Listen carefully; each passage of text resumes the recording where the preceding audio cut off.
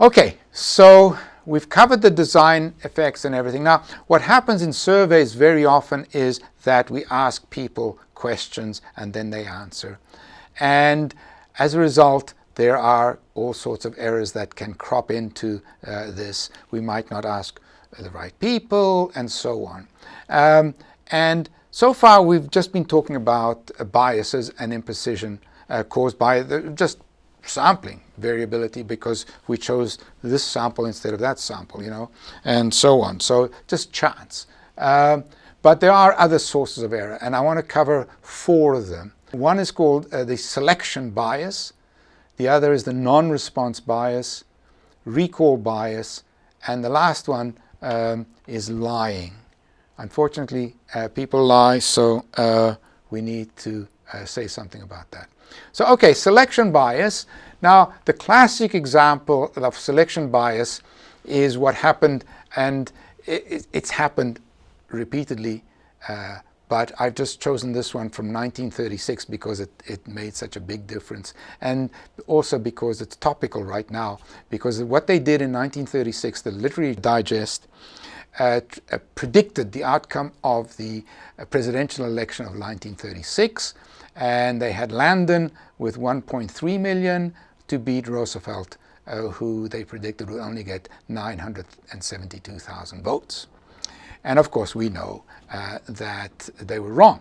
Now, what happened, of course, because they were wrong, is that the Literary Digest actually went out of business. I mean, they'd had a good track record. They'd predicted from 1920 to 1932, they'd been right on the button in predicting who would win, and now all of a sudden they lost all credibility, and as I said, they went out of business. The problem is that this was quite predictable.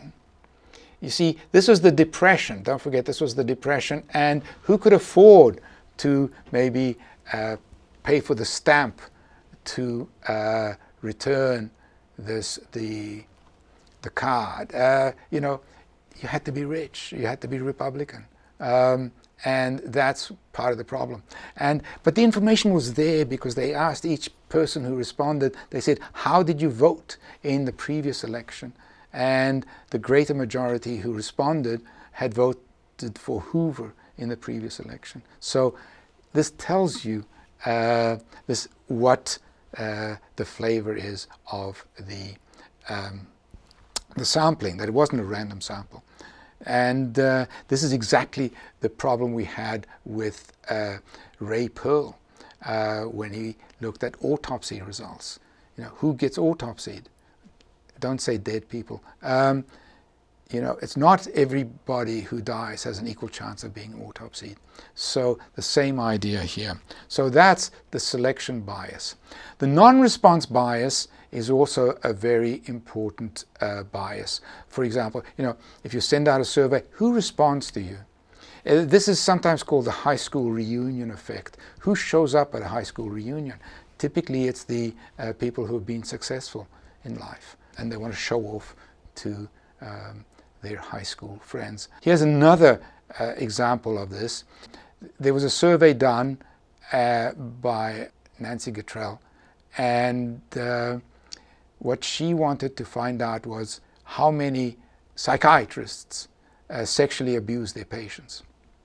Now, she didn't phrase it like that, but she sent out 5,574 questionnaires, and the response was responders are 1,442, and that's a generous estimate because it included 19 people who just wrote some cuss words on the response, and so a response rate of 26%.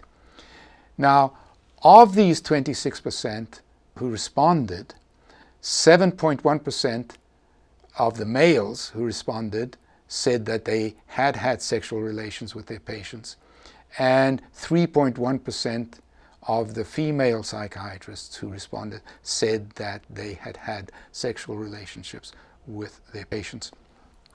What about the non-responders? So the other 74%, do you think that maybe there was some relationship between doing something which is expressly prohibited in the Hippocratic Oath even? I mean, it goes back that far. do you think there might be some relationship between whether they responded or not and whether they had sexually abused their patients or not? So this is the issue. 26%, you say to me, oh, is 26% a bad response rate? And the answer is, it may be, it may not be. It depends how those 26% relate to those other 74%. Okay? If they're going to act the same way, then no big deal, you just have a smaller sample size. But if there's any reason to suspect that the non-responders are not going to act the same way as the responders, then you have a problem that you have to take care of. This distrust for surveys goes way back, and what I found here for you is a survey that was done by Benjamin Franklin, of all people. And what they wanted to do was determine whether this inoculation for smallpox, whether that had any effect or not. And there were the two camps. The one camp said, no, this is nonsense. It doesn't work, and you're putting us all at high risk, etc. And the other camp that said, no, it does work. So it was resolved by the magistrates of the town to cause a strict and impartial inquiry to be made by the constables of each ward. So they sent the constables out to do the survey. And now here's the result of the survey. And so what they did is they looked at here the group that got the smallpox the usual way, namely from somebody else who had the smallpox, and here's the group who had inoculation. And so of these, 9.3% died. Of these, only 1.4% died. So it looked pretty convincing about the impact of the inoculation. And we know that the constables took care of this data, so we can trust it. Here's another one having to do with lying. And this study was done of pregnant women. And what this had to do was looking at the outcome of the pregnancy and relating that to a drug intake. And the drugs they actually looked at was something like cocaine and marijuana and so on. But anyway, here are the results for cocaine. And what they did was they got all the right permissions, and they went all through all the ethical standards and everything to have the mothers tested for cocaine. Every time they came in, they had them tested. In the antenatal visits, they had them tested for cocaine. Now, they also said to the mother, okay, yes, you did give us permission to test you, but we'd like to ask you tell us whether you've been using cocaine or not. Okay? So now what we have two sources of information. One from what the mother said, and the other from what the biological testing tells us.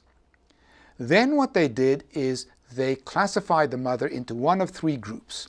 And here they are. In group one, these were the mothers who didn't have drugs at all throughout the pregnancy. The second group were the mothers who, yes, were on drugs at the beginning of the pregnancy, but they stopped. Into the pregnancy, they stopped using the drugs.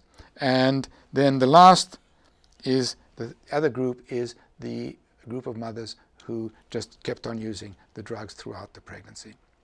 And they looked at these outcomes. They looked at birth weight, they looked at the length of the baby, they looked at head circumference, they looked at gestational age.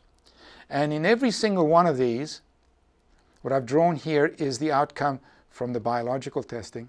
With every single one of these, you can see this downward slope between the drug-free, the first trimester users, and the cocaine users throughout the pregnancy. So in every single one of these four outcomes, there was a significant difference between the three groups. Yet, when they redid this analysis, but using the mother's response. Now, the mother knew that she was going to be tested, so there really wasn't that much incentive to lie, except that maybe it's a face-to-face effect. I don't know. But anyway, when they redid this whole analysis, not using the biological testing classifications, but rather using the ones that the mothers said, the responses, none of these, the significance disappeared. So we got a qualitatively different result when comparing the two sources of information. So unfortunately, people do lie. It's sad. Now, I just ran across this just the other day. Be a man, it says, tell the truth. So what they did is they did a study, and it's just reported in PLOS One. They did a study of 91 men, and what they did is half the men got a shot of testosterone and the other half didn't, got a placebo. And then they made them roll a die. And then they paid them according to the outcome of the roll of the die, except nobody was watching. So what they did is they just asked them, what did you roll? Knowing full well that, if they said the high, they would get that money. If they said low, they would get that money. Okay? So definitely there was incentive to lie, plus nobody knew what the real outcome was. And here are the results. And so here are the people with the testosterone, and they did it 0 to 5, but it's really the face that's showing is just add 1 to this. So this would be the face of 6, okay? And now what you'd expect is if it's just purely random, you'd expect about, the frequency would be about 16%, 1/6. So you'd expect something like here is what you'd expect. So there is a little bit too much here in the testosterone who would lie to get that extra money. Whereas with the placebo group, look at that. So they conclude from this that it's not. In fact, that there's. There it is. There's the title. Testosterone administration reduces lying in men. Now, of course, I'm a statistician, and what I did was I took these percentages, which they found highly significant in some cases. They did a little bit of statisticulation, I think. They would say, okay, treat this as a binomial, then treat this as a binomial, and so on. Instead of that, what I did was I calculated the numbers and treated it as a 2x6 contingency table. And there's the command I put into Stata. And there you see it. There are the percentages they reported. But here are the actual numbers. And you can see there's 46 in the one group, 45 in the other group. And what you see is that the p-value is 0.136. So it doesn't look like there's any difference there. So I don't know. Maybe I've done something wrong. I don't know. But it doesn't look like so. It doesn't look like you can blame it on testosterone, or that you can say anything about that from this exercise. But anyway, I thought it was fun.